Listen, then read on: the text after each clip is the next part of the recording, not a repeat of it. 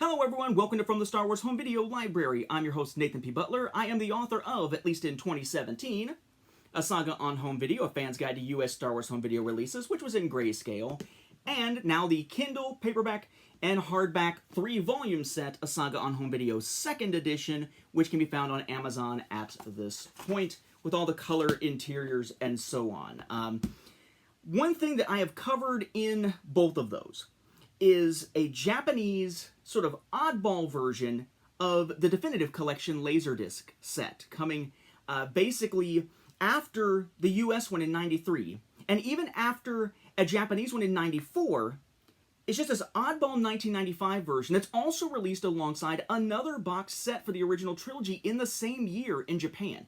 95, which is an odd year for LaserDisc for Star Wars in Japan. That set in question, though, that oddball version of the definitive collection, is this. Sometimes you see it with the obi at the top, sometimes at the bottom. Doesn't really matter here. I put it at the bottom just so I can brace it with my hand if I need to here. But it was essentially an interesting, different version that we've seen before of the definitive collection, because it wasn't in sort of the standard box with the flap on it like the one in the US in 93 or the one in Japan in 94. And it changed up the content a bit. It is a shoebox style as far as the top goes here. Has a bunch of little pads in here to protect the discs. But aside from the regular sleeves, or the regular jackets here, that you would have for each film, we found that if you dug down deep enough, you would come upon an interesting bonus feature. Not George Lucas' The Creative Impulse. That book was gone. Remember, in the US in 93, we got the book, except it had no dust jacket on it. In 94 in Japan, they got the book with a dust jacket, but it was, of course, the Japanese version of the book. And then in 95, instead of the book, we got a separate pair of laser discs inside this jacket here. They call it the Making of Trilogy. And I kind of joked about it. Is it the Making of the Trilogy? Is it the Making of Trilogy? Like Making of is like the name of the series. What exactly is going on with this title and so on? And it was interesting because I noted that it has the covers on here, albeit weirdly in the opposite order of release. The covers here of the behind-the-scenes specials that focused on the individual films from back in the 70s and 80s. We have The Making of Star Wars as told by C-3PO and R2-D2, SPFX The Empire Strikes Back, and Classic Creatures Return of the Jedi here. And basically what this was, you may recall, we looked at this before, was one disc. If I can pull it out here safely, you'll hear the crinkling of the little protective sleeve here.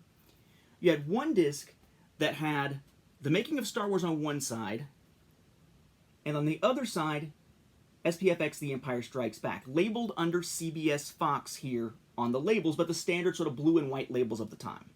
Then you had a second disc that was Classic Creatures Return of the Jedi, similar labeling, with nothing on the back, and essentially just those specials on there with Japanese subtitles.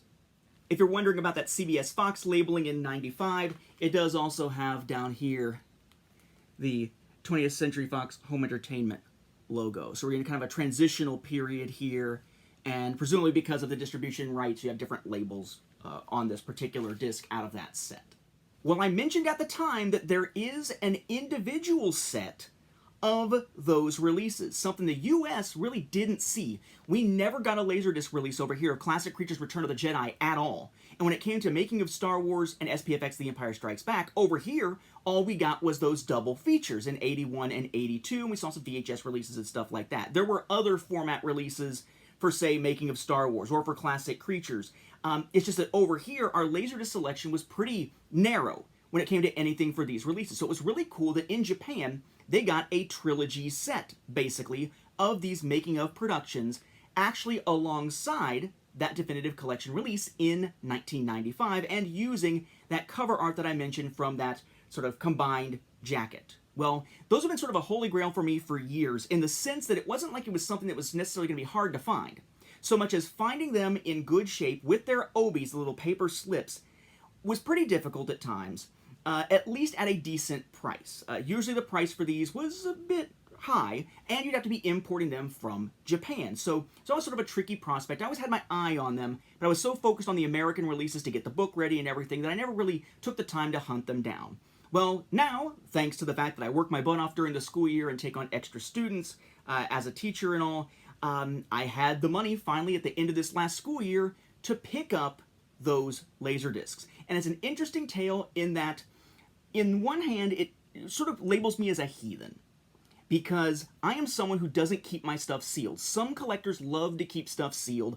I don't. I want to look at it, I want to examine it, I want to watch it, I want to show it to you here on the show. I want to use it for the book, if it was prior to publication, of course, prior to the end of 2021 and all. But just sealed stuff just isn't my thing, right?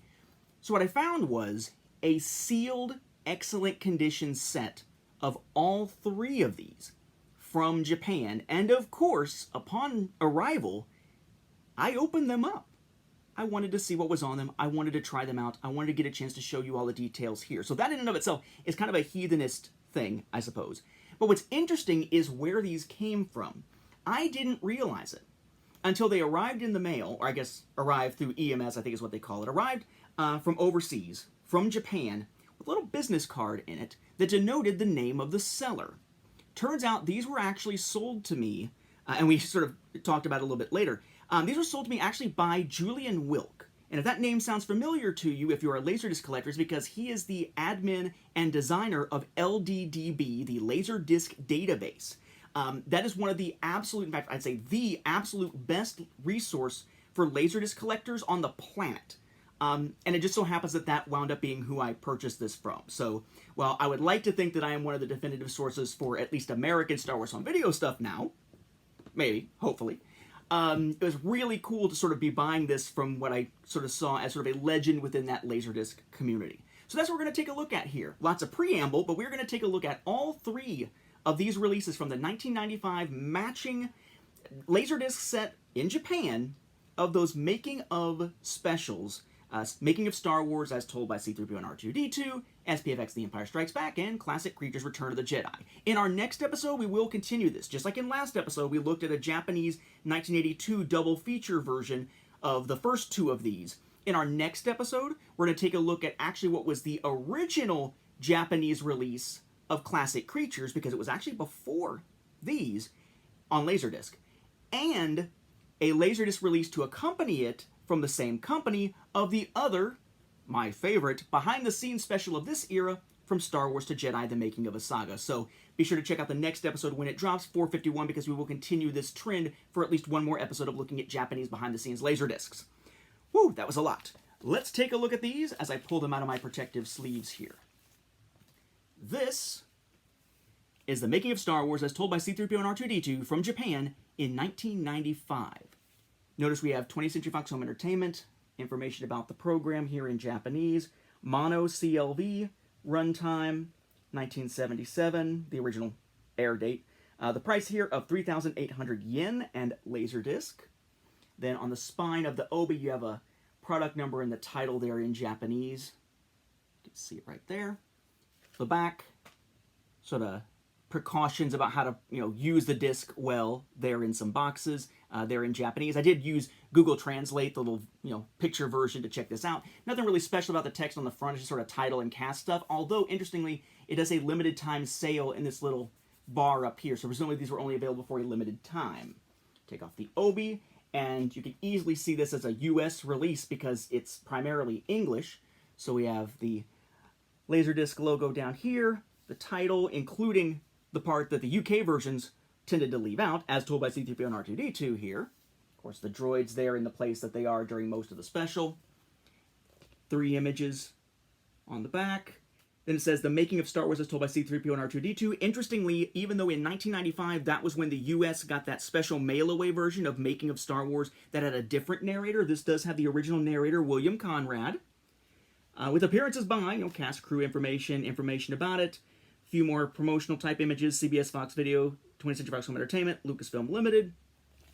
And then down here is going to be all of your, disc stats and whatnot. It is CLV, product number, it is NTSC, mono, and so on and so on. Digital audio, but digital mono here. And lots of legalese and whatnot there in Japanese. No insert or anything this time. And basically what you got here is a similar label to what was on that set, except, of course, this time, since it is just a single release of this special, the other side has nothing, right? No SPFX The Empire Strikes Back. For that, you needed to buy the other individual release, or one of the other two, that is. Then we have SPFX The Empire Strikes Back. Cool shot there from Empire. Similar information here, just about it, with your limited time sale up here, 20th Century Fox Home Entertainment, down at the bottom, LaserDisc, and then your various stats. The price on this one, also 3,800 yen as well. Same care of the disc kind of stuff there on the back of the obi. And same kind of spine here, by the way. Then we've got our SPFX The Empire Strikes Back here. The back is similarly set up. It is a matching set, essentially designed here. And as one would expect on the inside, we have SPFX The Empire Strikes Back, now labeled as side 1, but on the back, nada this time around. Then finally, bearing the same art here as the American Playhouse Video VHS release, the US did not get a LaserDisc of this one. We have the nicer looking, because of the black imagery and the red here compared to the VHS, which is kind of ugly looking, I think. We have Classic Creatures Return of the Jedi. In a similar design, with all the information here, the same price tag as well, and information, of course, on the back, with the spine information here. Spine information essentially just repeated on each of these spines, hence not needing to show you those. Just got the little logo down here. Otherwise, again, could look like a US version. Same art, essentially, that we saw on that combined one for the Definitive Collection reissue. A similar back to this one as well, with all the details and whatnot on it. And then inside, as one would expect, within all that crinkly packaging that's one of the nice protective things about LaserDisc, but really just annoying to some degree, especially auditorily, we have Classic Creatures Return of the Jedi with that same kind of label that we saw on the big set, right? So the text on either side with CBS Fox, LaserDisc product number, Japanese text, 1, mono/CLV, Lucasfilm title, some legalese here. Again, just like the other ones. Just no sense in going into all that detail on each, because we've seen that label design plenty of times before. So there we have it. After years of having this and always wanting those individual releases, but always seeing them as too pricey, too hard to get, too hard to find with a decent shape obi on them, turns out not only was able to finally find them, but did pay a premium for them, but was able to finally find them, and it turns out that the person I was able to get them from, sealed and in great condition, is actually someone whose website has helped me greatly in hunts for Star Wars LaserDiscs over the year. It was just a nice sort of will of the Force type moment. Again, now that they are back in their protective sleeves here for me, we again have the Japanese Making of Star Wars, Japanese SPFX The Empire Strikes Back, as my fingers get in the way there, and Japanese Classic Creatures Return of the Jedi. All available individually in 1995, all with obies, which make them kind of tough to come by in great condition. But yes, something the US just never really got a chance to see. And speaking of seeing things, in our next episode, we're going to check out the original release of this, as I mentioned earlier, along with an early release on LaserDisc of From Star Wars to Jedi, The Making of a Saga. Our look at Japanese behind-the-scenes LaserDisc continues next episode. Thank you for watching, and may the Force be with the home video viewers for 450 episodes. Plus all those supplementals that already put us over 500, but we won't mention those, because 450 is cool, right?